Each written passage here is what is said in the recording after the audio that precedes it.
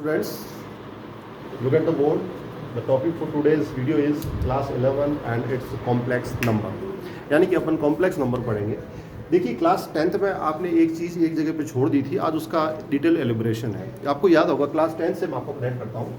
Class 10th में आपने किसी भी जैसे कोई क्वाड्रेटिक इक्वेशन थी ax² plus bx plus c equals to 0. आपने जब इसके सॉल्यूशन निकाले थे यानी वैल्यूज x की निकाली थी तो लिखा था -b plus minus square root of B square minus 4ac whole upon 2a. Okay, ये इस तरह की इक्वेशन आपने लिखी थी और आपको याद होगा तो वहाँ पर ये ब्रैकेट के अंदर जो बी स्क्वायर माइनस 4ac है उसको आपने डिस्क्रिमिनेंट कहा था, कैपिटल डी इसकी वैल्यू थी.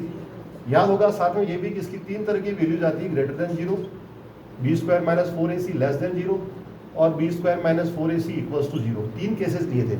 और आपने साथ ही अगर क्लास 11 में गौर किया होगा, वैसे तो किया होगा, नहीं किया तो अब कर लेना आप क्वेश्चन देख के, कि वहां पर जो भी आंसर्स थे, जो भी क्वेश्चन थे, उनके सॉल्यूशन इन दो केसेस के अंदर आते थे. यानी या तो आपका discriminant B square minus 4ac positive था या फिर वो 0 था. कभी भी आपका इससे रिगार्डिंग क्वेश्चन नहीं आया, क्योंकि इसका रीजन है कि अगर बी स्क्वायर माइनस 4ac अगर लेस देन 0 यानी नेगेटिव हो जाएगा तो आपका टॉपिक इस तरह से स्टार्ट होगा कि वहां स्क्वायर रूट के अंदर कोई भी एक नेगेटिव नंबर आ जाएगा.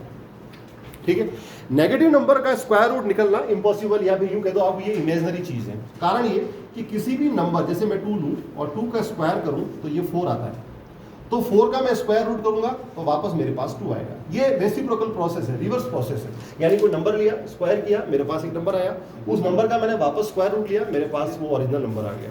बट अगर आप इमेजिन कीजिए कि स्क्वायर रूट किसी नंबर का मैं करूं और मुझे नेगेटिव नंबर का स्क्वायर रूट करना है, इसका मतलब मेरा स्क्वायर के बाद का जो रिजल्ट है वो नेगेटिव आया. अरे भाई, ये पॉसिबल है क्या किसी नंबर का आप स्क्वायर करो और उसका रिजल्ट नेगेटिव आए? इम्पॉसिबल. इसीलिए इस ब्रांच को, मैथ्स की ब्रांच को अपन बोलते हैं इमेजिनरी नंबर. ये नंबर किस तरह से कंसिडर होता है? ये इमेजिनरी नंबर की फॉर्म में कंसिडर होते हैं. बेसिकली सारे नंबर को अपन कॉम्प्लेक्स नंबर बोलते हैं. कॉम्प्लेक्स नंबर की आगे जाके दो ब्रांचेस निकलती हैं, एक तो इसका रियल नंबर और दूसरा इमेजिनरी नंबर.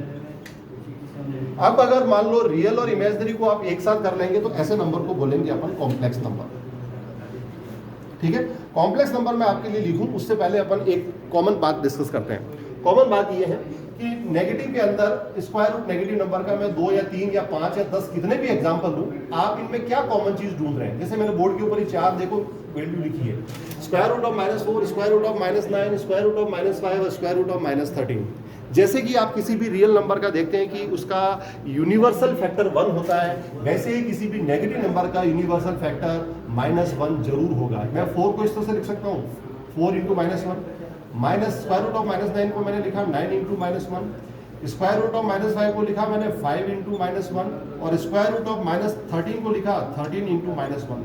तो आपने क्या देखा, ये -1 स्क्वायर रूट के अंदर ये पार्ट कॉमन है, ये हमेशा आएगा. तो इसका मतलब इसको अपन एक कॉमन पार्ट की तरह ट्रीट करते हैं. इसीलिए इस common part square root of -1 को सिंबॉलिक फॉर्म में लिखते हैं iota. What is it? Iota. इसको आयोटा की फॉर्म में लिखते हैं. तो अब बताइए ये सारे नंबर जो मैंने बोर्ड पे लिखे उनको आप किस किस तरह से लिख सकते हैं? अब देखिए 4 का स्क्वायर रूट +2 और -2 दोनों पॉसिबल है, तो पीछे स्क्वायर रूट ऑफ -1 को आपने लिख दिया आयोटा. यहाँ पर अगर आपको कहूँ मैं कि स्क्वायर रूट ऑफ -9 को लिखना, तो आप इसको यूं लिखेंगे square root of 9 × square root of -1. आपने स्क्वायर रूट ऑफ 9 को लिखा +-3 और पीछे स्क्वायर रूट ऑफ -1 को क्या लिखते हैं अपन? आयोटा. तो ये हो गया +-3 आयोटा. यानी कि आपको अब स्क्वायर रूट के अंदर नेगेटिव नंबर लिखने की जरूरत नहीं है. ये आयोटा जो पीछे अटैच है ये ऑटोमेटिक ये इंडिकेशन है कि ये नेगेटिव नंबर का स्क्वायर रूट है और इसको बोलते हैं आयोटा. ओके, ये आयोटा हमेशा कॉम्प्लेक्स नंबर के इमेजिनरी पार्ट को रेफर करता है और रियल पार्ट एक रियल नंबर होगा. इसलिए कॉम्प्लेक्स नंबर को सिंबॉलिक फॉर्म में लिखते हैं Z = A + आयोटा B. ये इसका रियल नंबर का कॉम्प्लेक्स नंबर का नोटिफिकेशन हो गया, या इसका लिखने का पैटर्न हो गया कि इसका एक पार्ट रियल है, दूसरा पार्ट इमेजिनरी. ये जो आगे विदाउट आयोटा जो पार्ट है उसको बोलते हैं real part of complex number, और पीछे जो आयोटा बी है इसको बोलते हैं imaginary part of complex number. Okay, ये आपका एक तरह से इंट्रोडक्शन हो गया कि कॉम्प्लेक्स नंबर में अपन क्या चीज़ पढ़ेंगे, कॉम्प्लेक्स नंबर में आयोटा क्या होता है और आयोटा को किस तरह से आपको टैकल करना है। ठीक है, आप सिर्फ इतना से याद रखिए कि रियल नंबर में जैसे 1 यूनिवर्सल फैक्टर होता है, इसीलिए इसी तरह से इमेजिनरी नंबर में स्क्वायर रूट ऑफ -1 एक तरह से ये यूनिवर्सल फैक्टर हो गया और इसका सिंबॉलिक नोटेशन अपन आयोटा लिखते हैं और आयोटा की वैल्यू हमेशा होती है स्क्वायर रूट ऑफ -1। ओके, चलिए अब अपन आगे अगला टॉपिक लेते हैं। टॉपिक है अगला algebra of complex number. Algebra of complex number, ठीक है। देखिए अलजेब्रा ऑफ कॉम्प्लेक्स नंबर का मतलब हो गया कि कॉम्प्लेक्स नंबर के ऊपर अपन ऑपरेशन लगाएंगे, ऑपरेशन के बाद रिजल्ट क्या क्या आता है वो देखना है। जैसे कि आप देख सकते हैं कि 3 + 6 को करना है, आप 9 लिखते हो, क्या हुआ, 2 रियल नंबर का एडिशन वापस एक रियल नंबर आया। ठीक है, आपने 7 - 4 किया, 3 आया, यानी 2 रियल नंबर का डिफरेंस वापस एक रियल नंबर आया। आपने 7 × 3 लिखा, 21 होता है, 2 रियल नंबर का प्रोडक्ट वापस रियल नंबर आया। आपने -2 × स्क्वायर रूट ऑफ जैसे 8/4 लिखा तो ये 2 आया, यानी 2 रियल नंबर का डिवीजन करने के बाद जो रिजल्ट है वो भी एक रियल नंबर आता है। तो इस तरह के चारों ये fundamental mathematical operation plus minus multiply और डिवाइड ये अपन लगाते हैं कॉम्प्लेक्स नंबर पे और चेक करते हैं कि उनमें किस तरह से रिजल्ट अपना बनेगा। जैसे मैं लूँ Z1 एक पहला कॉम्प्लेक्स नंबर है equals to A1 plus iota B1। दूसरा कॉम्प्लेक्स नंबर लिया मैंने Z2 equals to A2 plus iota B2। अब अगर इन दोनों का पहले अपन करें पार्ट ए एडिशन, आप इनको एडिशन यानी ऐड करेंगे तो ऐड अप करने के बाद रिजल्ट क्या आएगा, देखिए Z1 प्लस Z2 कर रहा हूँ, यानी मैं दोनों कॉम्प्लेक्स नंबर को ऐड कर रहा हूँ। तो एडिशन के बाद मेरे पास क्या स्टेप आनी है वो देखते हैं, एक मिनट। अब मैंने Z1 प्लस Z2 लिखा तो मैं ये लिखूंगा A1 plus iota B1 plus A2 plus iota B2। अब जब दोनों कॉम्प्लेक्स नंबर ऐड होंगे तो दोनों की देखिए आप A1 और A2 जो रियल पार्ट है वो रियल पार्ट आपस में ऐड अप हो जाएंगे, A1 प्लस A2, और दोनों के इमेजिनरी पार्ट में से आयोटा कॉमन आ जाएगा, ब्रैकेट में बचा B1 प्लस B2। ओके, अब आपको क्लियरली दिख रहा है, मान लीजिए इनका एडिशन एक वापस नया रियल कॉम्प्लेक्स नंबर Z बना, तो इसका क्या होगा, capital A plus iota capital B। वहाँ पर कैपिटल A रेफर कर रहा है A1 प्लस A2 को और कैपिटल B रेफर कर रहा है B1 प्लस B2 को। तो आपको क्या समझ में आया कि दो कॉम्प्लेक्स नंबर का एडिशन करने के बाद जो रिजल्ट आता है that result is again a complex number. Okay, अब यही प्रॉपर्टी अपन सब्ट्रैक्शन में लगाते हैं, देखते हैं अपन सब्ट्रैक्शन में क्या होगा। आपने सब्ट्रैक्ट किया इसी को, Z1 माइनस Z2 लिखा, A1 plus iota B1 minus A2 minus iota B2, दोनों का डिफरेंस लिखने के बाद आप देखिए रियल पार्ट को मैं साथ लिखूं तो A1 minus A2 plus iota common लिया B1 माइनस B2। तो आपको क्लियरली समझ में आ रहा है क्या हो रहा है कि डिफरेंस के बाद जो रिजल्ट आ रहा है that result is again a complex number, जहां पर कॉम्प्लेक्स नंबर जो रिजल्टेंट कॉम्प्लेक्स नंबर है उसका real part, the real part of resultant complex number is the difference of real part of two individual complex numbers, and the imaginary part of resultant complex number is the difference of the imaginary part of original two complex numbers. Okay, तो addition की property आपको समझ में आ गई, subtraction की property समझ में आ गई, यानी आप देख रहे हो कि ऑपरेशन के बाद रिजल्ट वापस कॉम्प्लेक्स हो रहा है। आइए चेक करते हैं अपन मल्टीप्लिकेशन को, कि भाई क्या मल्टीप्लिकेशन के बाद दो कॉम्प्लेक्स नंबर का अपन मल्टीप्लाई करें रिजल्ट वापस कॉम्प्लेक्स आए या नहीं आया। चलो चेक करते हैं। यहाँ मैंने इन्हीं दो कॉम्प्लेक्स नंबर Z1 और Z2 के बीच में डॉट लगाया यानी मल्टीप्लिकेशन किया।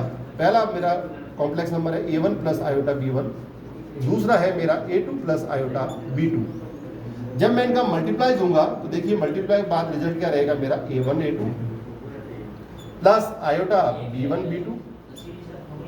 ओके, A1 A2 यानी ये मल्टीप्लाई हुआ और A1 जब पीछे B2 से मल्टीप्लाई हुआ तो iota A1 B2 and plus iota A2 B1 and plus iota square B1 B2। ये आपके पास मल्टीप्लाई की चारों टर्म्स आ गई।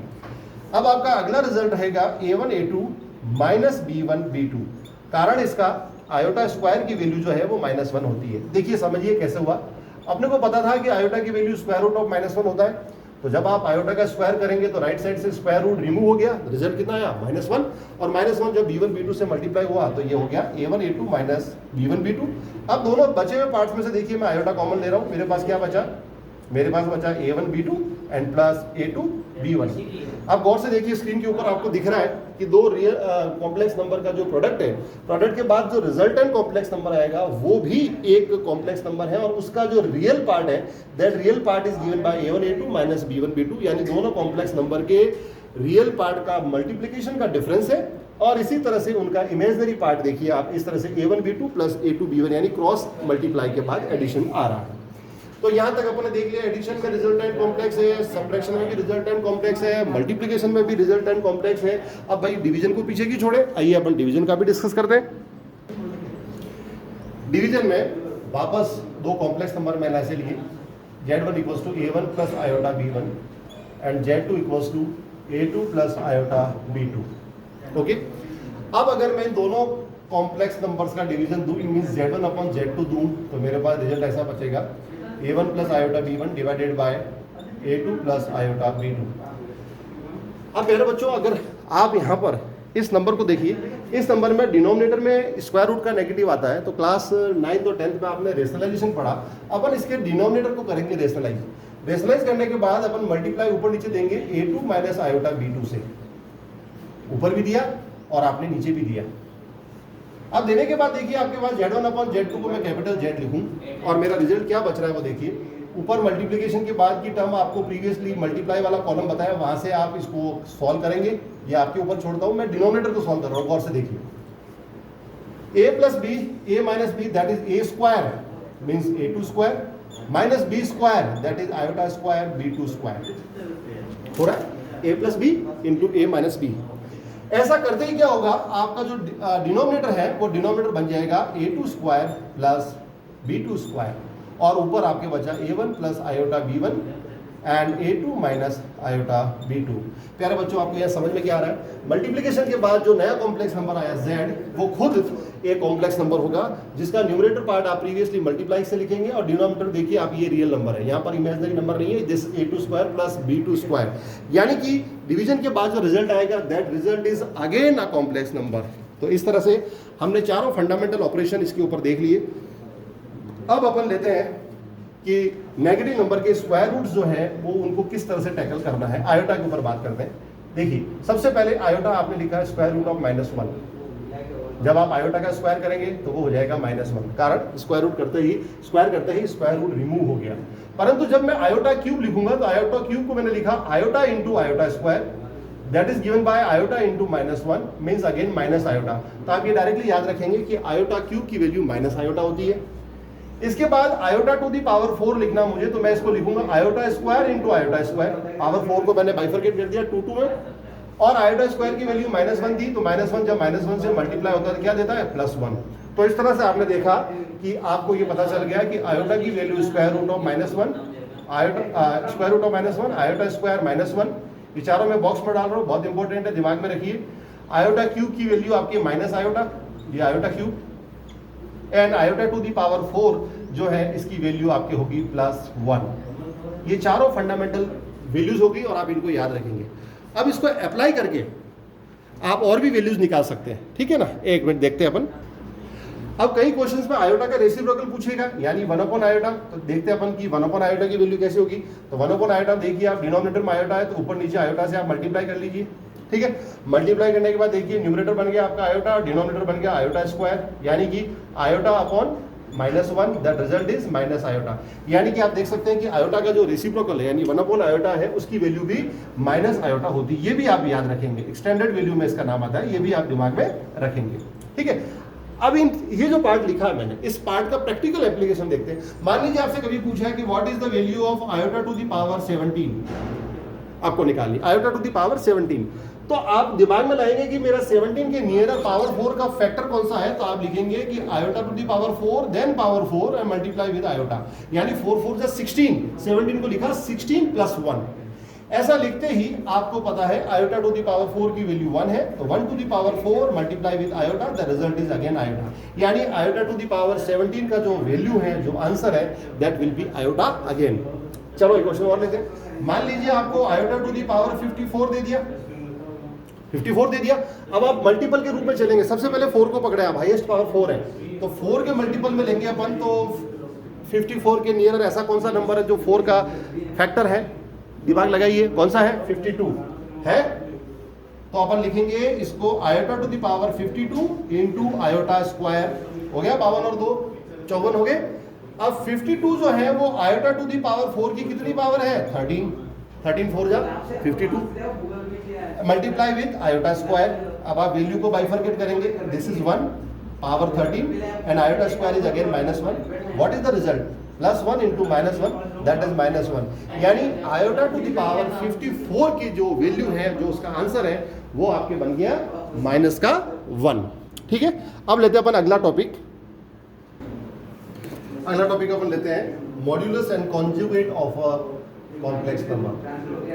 Modulus and conjugate of a complex number, CN लिखा हूं शॉर्ट में, कॉम्प्लेक्स नंबर। आप कॉम्प्लेक्स नंबर का मॉड्यूलस और कॉन्जुगेट कैसे लिखेंगे, आइए देखते हैं अपन। जैसे कि मैंने कॉम्प्लेक्स नंबर लिया z is denoted by a plus iota b, तो इसके मॉड्यूलस को आप डिनोट करेंगे modulus of z, it is nothing simply square root of addition of squares of their real and imaginary part. Okay, और दूसरा जो है पार्ट अपना कॉन्जुगेट, देखिए कॉन्जुगेट क्या होता है? Conjugate is z bar.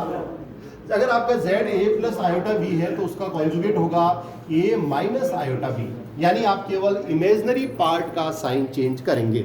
Okay, तो ये तो हो गया किसी का कॉम्प्लेक्स नंबर का मॉड्यूलस। मॉड्यूलस इस तरह से दिया जाता है, और कॉन्जुगेट देना है तो आप केवल रियल पार्ट को छोड़ के इमेजिनरी पार्ट का सिंबल चेंज करेंगे। अब देखते हैं अपन की z, मॉड्यूलस ऑफ z और z बार में क्या रिलेशन है, आइए अपन देखते हैं। अगर आप z और z बार को मल्टीप्लाई करें तो क्या आता है, लेट्स चेक। z लिखा मैंने a प्लस आयोटा b, मेरा इसका conjugate z bar is a minus iota b। दोनों को मैंने मल्टीप्लाई किया तो मुझे क्या मिला? a square plus minus iota square b square. Identity लगी क्लास 9 की, a plus b into a minus b, that is a square minus b square. अब ऐसा करते देखिए, it is a square and iota square की value -1 इसको बना देगी प्लस, तो प्लस b स्क्वायर बन गया। यानी आपको क्लियरली दिख रहा है कि किसी भी कॉम्प्लेक्स नंबर को उसके कॉन्जुगेट से मल्टीप्लाई करने के बाद जो रिजल्ट आता है, that result is square of its modulus. वो रिजल्ट क्या होता है? उसके मॉड्यूलस के स्क्वायर के बराबर होता है। ये दोनों के बीच में रिलेशनशिप आ गई। ओके, तो प्यारे बच्चों, इस क्लास 11th में अपने जो 5.1 का जो थ्योरेटिकल पार्ट है, वो थ्योरेटिकल पार्ट सिर्फ और सिर्फ थ्योरेटिकल पार्ट अपन ने इस वीडियो में लिया। यहाँ पर मैंने कोई भी मॉड्यूलस कॉम्प्लेक्स नंबर का एग्जांपल नहीं लिया। एग्जांपल और रिमेनिंग क्वेश्चंस अपन अगले वीडियो में लेते हैं। तब तक इस वीडियो को आप गौर से देखिए, क्योंकि जिसकी थ्योरी स्ट्रॉन्ग, वो क्वेश्चंस को इजीली अडॉप्ट कर लेगा, अटेंड कर लेगा। Thank you so much for being with me.